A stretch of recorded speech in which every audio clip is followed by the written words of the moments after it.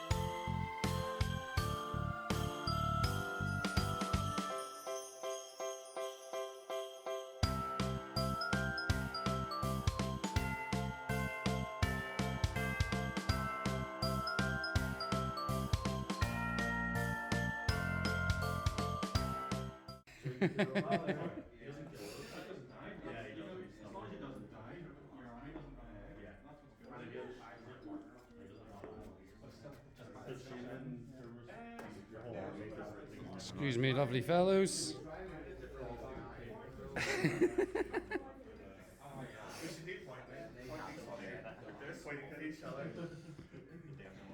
I didn't envy him to be fair, but COVID supported point. If it takes one win, you can move it 10 inches. So two wins.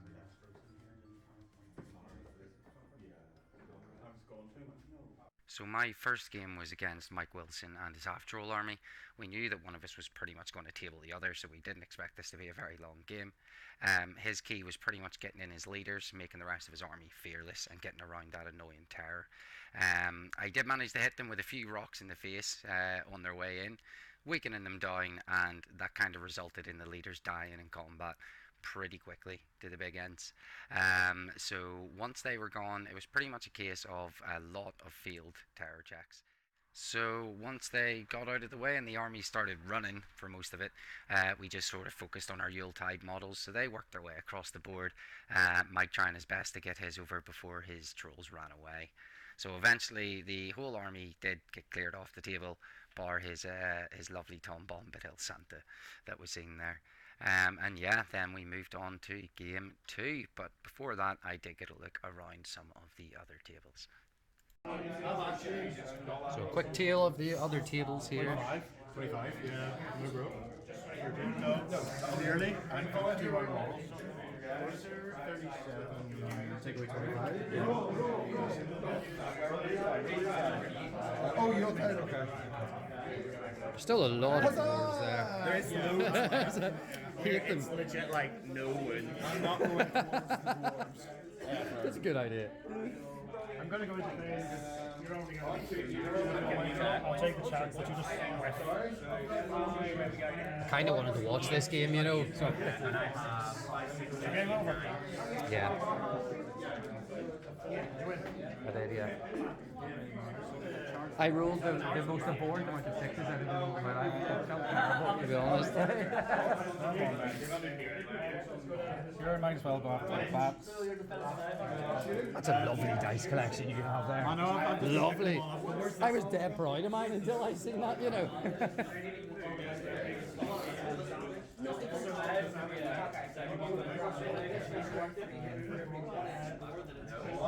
Mickey, there is not a lot of spiders left on the table.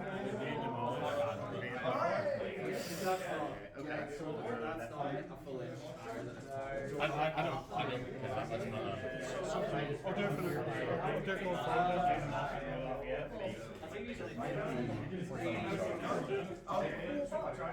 Are you getting on against Gothmog? Just taking out the great beast, so we're just working out the fall damage. Oh, probably 2 inches there, is it? So one for every inch. For every inch higher than the model, so it's only 1d3 for every. And then what's defense thing? 5? He's defense 5, yeah. And the other one, no, win. So one win. I'll use his fate. 5. So I'll get a fate. Fate the first. Normal game. No, you're okay. Did he? I thought maybe second. Oh yeah, might as well. So my next game was against Ewan.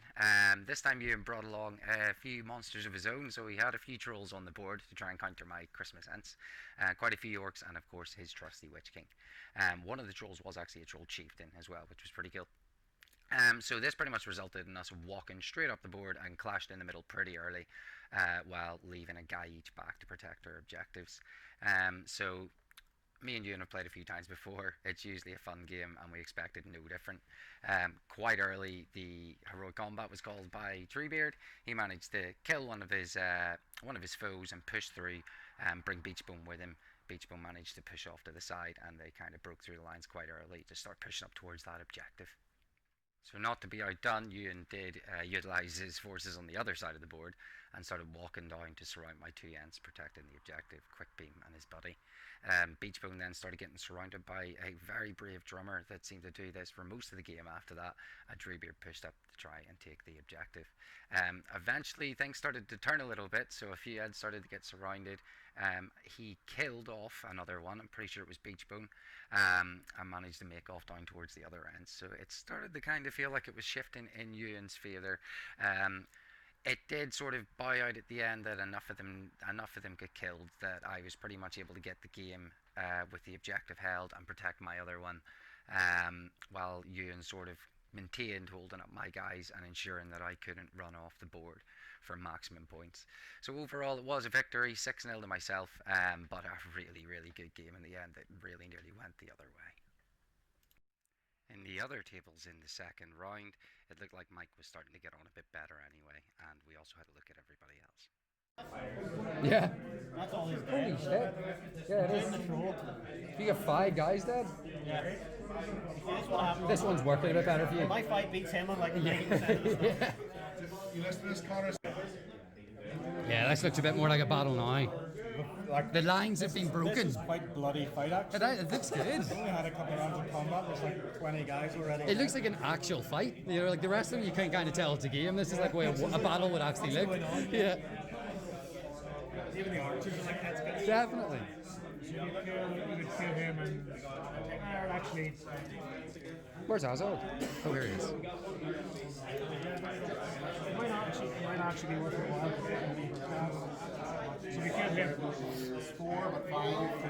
Actually, no, it might be 5 now. We would have done some models. That's only warrior models anyway, so it's 4. And this is the game that just ended, flat out ended. He's actually finished faster than me. And is this one just finished? 4 is the kill spider.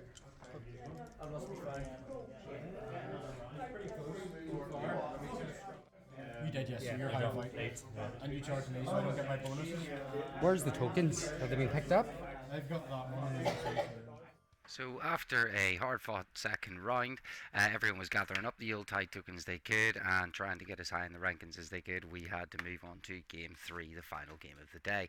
So this was Assassination, and I had come up against Michael Bunting and his Might of Sauron list.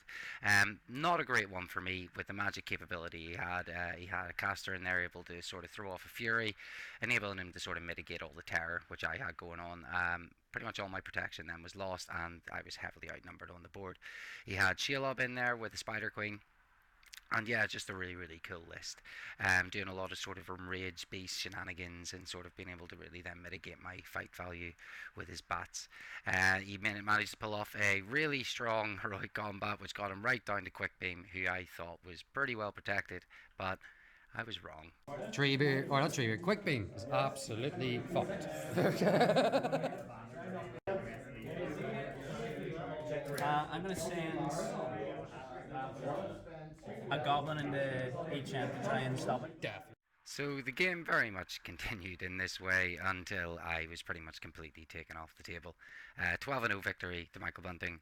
12-0 victory for me in my first game, 6-0 victory in my second game, and a 12-0 humbling for my third from himself. So pretty good day all around, I thought. And yeah, the Death Pals really did tell the rest of the story, to be honest, in that game. The absolute decimation of the Christmas eggs. And you're dead. So the good thing about the quick defeat was that I could check out all the rest of the tables for their last game. There's going to attempt to do the same thing. Is it not just some crew have to be, not one crew has to be? I get absolutely tabled.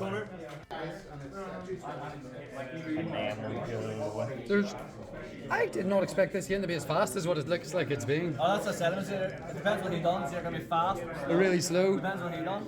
If you want Yeah, if he sat back and then.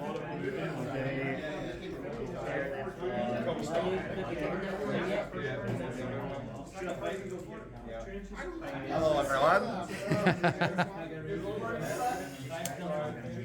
I got tabled. 12-0, yeah. Spider's pretty cool, huh? I just killed all of his guys with his own dude. Oh, amazing. I think I killed Did he feel the courage and then you moved? Yeah. Do you know, he moved all Feel his bad guys out moment of the slightly way. sometimes, isn't it? And then I thought to myself, I should have called a heroic move. But in fairness to me though, that's the deadline. And a war, yeah. And a war. I thought this guy here was Kurdish. Oh, dear. It's not Kurdish.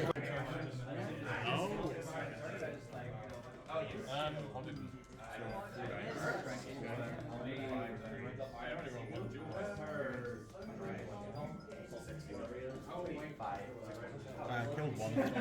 Sure, he's one table with a shitload of models left. It's because you both have massive armies. You have both huge armies. 5, 6. Oh no, ladder! Yes! What do I need? You've killed a lot of dwarves.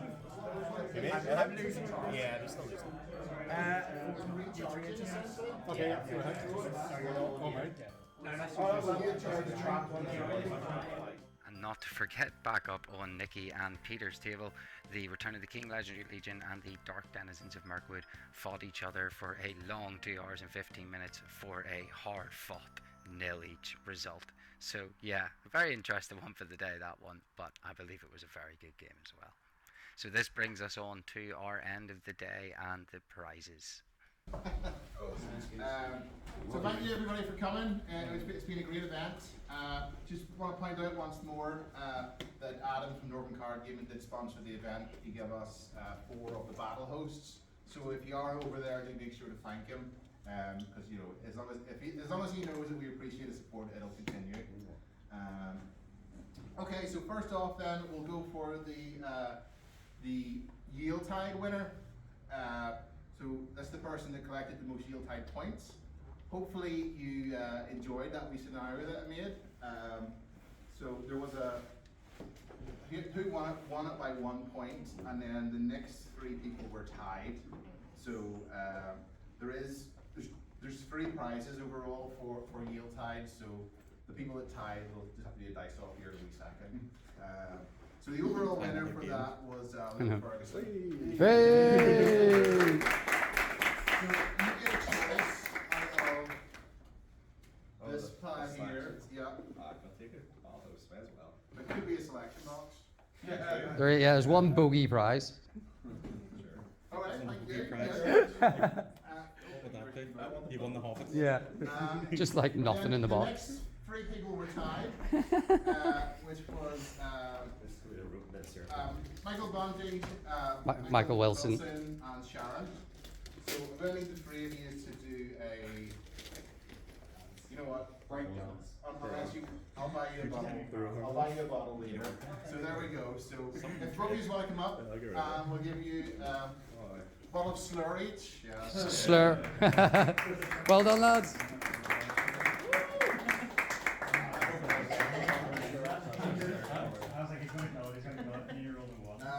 Next up, we have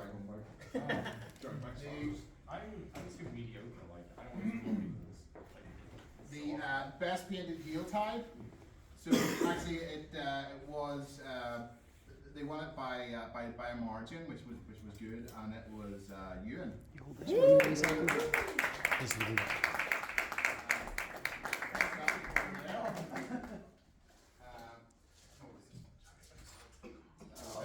you got the one ring. Amazing. Thank you very much. Hey. I may not be clapping my hands, but I'm clapping with something. We've got the favourite opponent. There was quite a spread, which was nice. It's always nice when like everybody's getting Transition. a vote. But there was a clear winner, and that was Joel. Ooh. Hey, go on, Joel.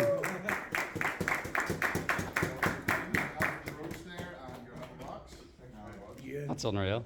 Here you go. You have the. So then we're moving on to the overall placings. Do you mind if I just throw mine out quickly before? Yeah, so just hold that for a wee second. So yeah, just quickly a big thanks to Steve as well. Just because obviously he's done this event for us all. So really good job, Steve. We all next up, just the winner of the Christmas red and white movies merchandise. So it was well known for the biggest whiff. Luke Wilkinson, I believe you're driving quite historic whiff. Luke will kindly explain this how the dragon whiff. Always rolling ones. Never rolling six. So I believe it was one specific one. We're trying to go for a bunch of kills. Trying to kill about 6 beefing warriors. Got roll ones, and then got wounded. So. Wounded. Congratulations.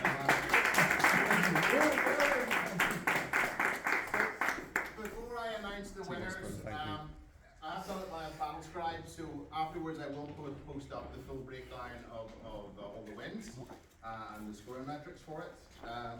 So we'll start off with overall last place, and that was Sharon. Hey!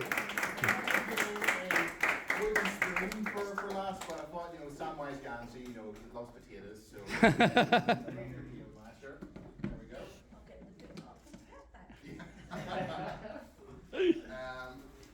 Then we move into, so I'm going to do third, second, and then first, but I want the winner overall to pick first, so I'll give you your trophy, and then at the end you can select your box. So in third place we've got Calvin Phillips. Yes, well done.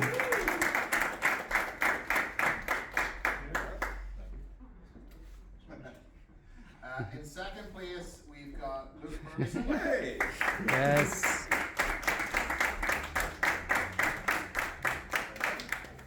And in first place we've got Michael Bunting. Yeah. If you want to choose which one you want. So there is a size different in the boxes, and I did. Is there? I felt it up just in case, So. Right, okay. Thanks very much. No worries. And then if we can get Luke to then choose.